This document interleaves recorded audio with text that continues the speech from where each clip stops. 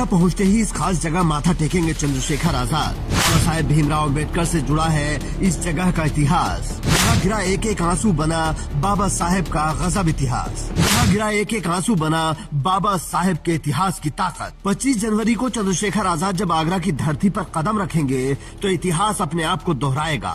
अब से ठीक 70 साल पहले जब बाबा साहेब ने यहाँ आकर आगरा वालों की भावनाओं को देखा तो उनका धार्मिक विश्वास पूरी दूरी पर घूम गया। तब बाबा साहेब एक लक्ष्य लेकर आगरा आए थे और अब चंद्रशेखर आजाद एक लक्ष्य लेकर आगरा आ रहे हैं। तो सबसे पहले वहाँ जाएंगे जहाँ से बाबा साहेब के चरणों का स्मरण होगा।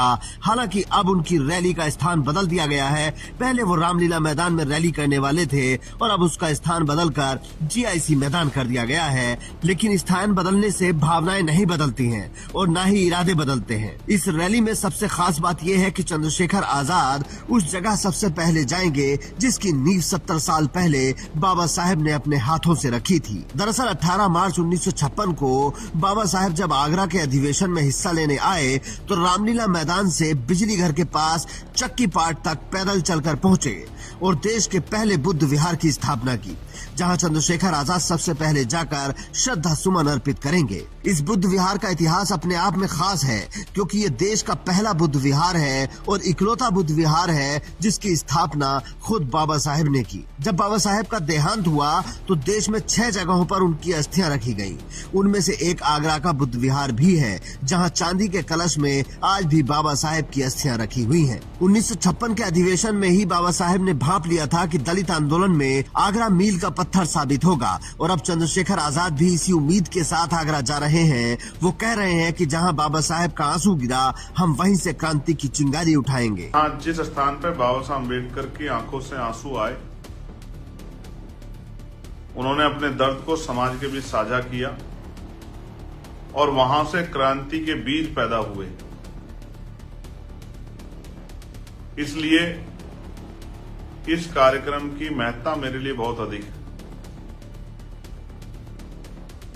70 साल बाद 18 मार्च 1956 को बाबा साहब अम्बेडकर ने वहां से अपनी बात रखी थी और 25 जनवरी 2026 यानी कि लगभग 70 साल बाद मैं तो एक छोटा सा सिपाही हूं, कमजोर वर्गों का एक पहरेदार हूं, उनके अनुयायी के रूप में मैं इस बात को और जो मेरे मन में बात है, जो आज की परिस्थिति में मैं महसूस करता हूं, उस बात को मैं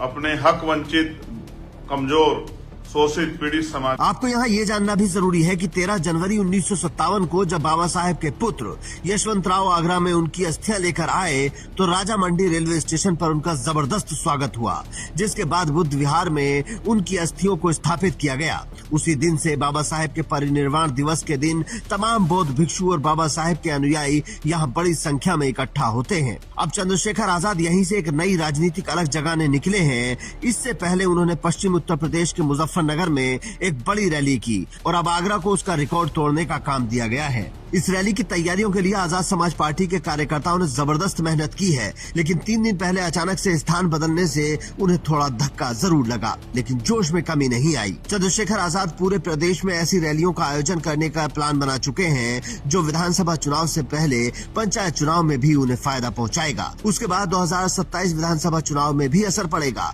जानकारों का कहना है कि सारी पार्टियों से पहले चुनावी तैयारी का फायदा उन्हें मिलेगा, क्योंकि हाड़ कंपा देने वाली ठंड के जिस मौसम में लोग रजाई से नहीं निकलते, उसमें चंद्रशेखर आजाद अगर जनता के बीच जा रहे हैं तो लाजमी है कि उनको फायदा होगा। लेकिन वोट में कितना कन्वर्ट होगा वो 2027 का रिजल्ट बताएगा, जिसका इंतजार करना होगा। लेकिन आपको अपनी राय देने के लिए इंतजार नहीं करना है, तो कमेंट बॉक्स में बताइए कि क्या मुजफ्फरनगर की रैली का रिकॉर्ड आगरा में टूटेगा या नहीं। Bureau report, Indian news.